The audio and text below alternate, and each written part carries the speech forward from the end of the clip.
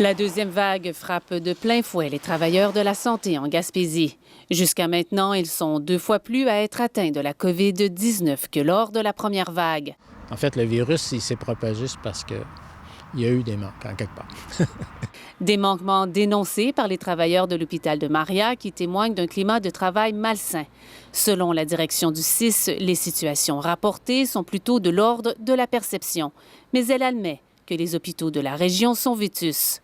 Des travaux ont été faits notamment pour améliorer la ventilation afin de limiter la transmission aérienne. C'est pas toujours efficace comme ça devrait l'être.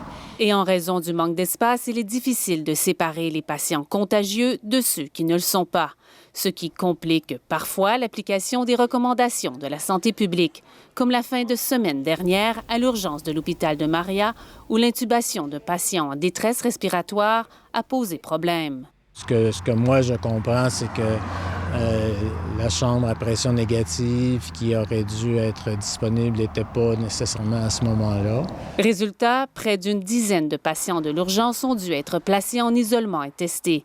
4 travailleurs de cet hôpital ont été infectés cette semaine, mais la santé publique ne confirme pas si ces nouveaux cas sont liés à cet incident pour des raisons de confidentialité. En ville, on a eu besoin de l'armée pour donner des soins. Peut-être qu'ici, on aura besoin de l'armée pour donner un ordre d'opération puis de savoir comment donner l'information aux travailleurs.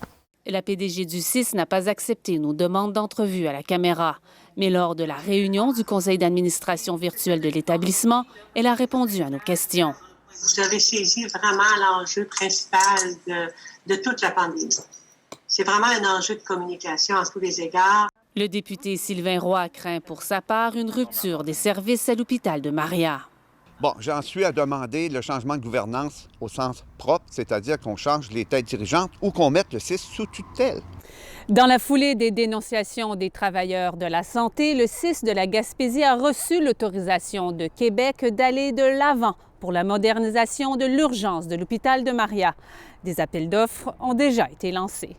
Ici Isabelle Danfous, Radio-Canada, Gaspé. Ici Gaspésie, les îles de la Madeleine.